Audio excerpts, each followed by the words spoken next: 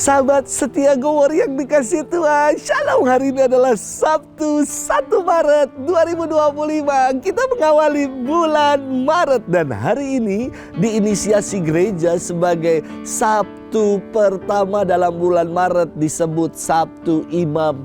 Mari saya ingin mengajak kita semua berdoa untuk para imam kita, supaya mereka semakin 3S, hidup suci, setia, dan penuh dengan sukacita dalam karya pelayanan mereka. Hari ini kita akan merenungkan firman Tuhan yang diambil dari Injil Markus 10 ayat 13 sampai dengan 16. Mari kita siapkan hati kita. Haleluya, haleluya, haleluya. Terpujilah Engkau Bapa, Tuhan langit dan bumi, sebab misteri kerajaan Kau nyatakan kepada kaum sederhana. Haleluya, haleluya, haleluya. Tuhan bersamamu dan bersama rohmu. Inilah Injil suci menurut Markus, dimuliakanlah Tuhan. Sekali peristiwa, orang membawa anak-anak kecil kepada Yesus supaya ia menjamah mereka. Tetapi murid-muridnya memarahi orang-orang itu. Melihat itu, Yesus marah dan berkata kepada mereka, "Biarkanlah anak-anak itu datang kepadaku. Jangan menghalang-halangi mereka, sebab orang seperti itulah yang mempunyai kerajaan Allah.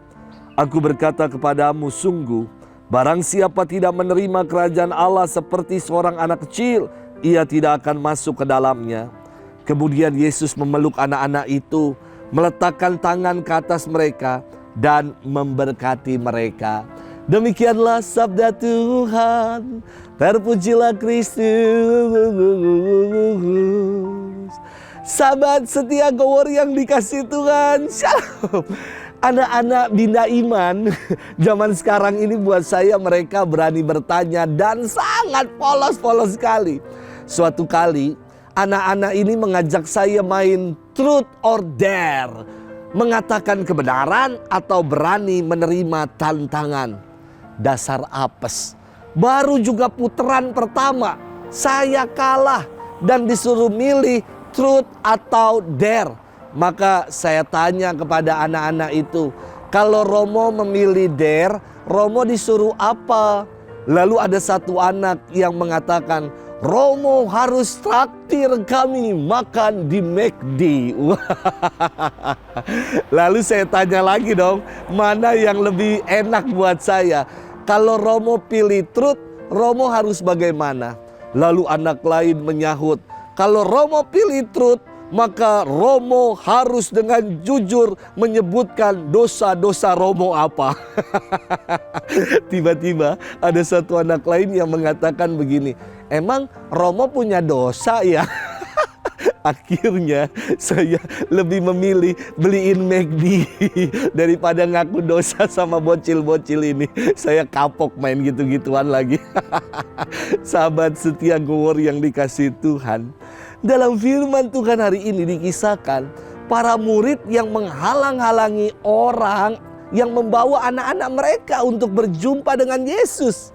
Tanpa sadar, kita pun terkadang seperti para murid yang menghalang-halangi hadirnya Tuhan di tengah anak-anak, dalam diri anak-anak, dengan kita tidak memberikan teladan iman yang baik kepada mereka, dengan membiarkan anak-anak bertumbuh tanpa pendidikan iman, tidak memberikan sakramen baptis bagi mereka, tidak mengajak mereka ke gereja, tidak mengajari mereka berdoa, dan lain-lain sebagainya.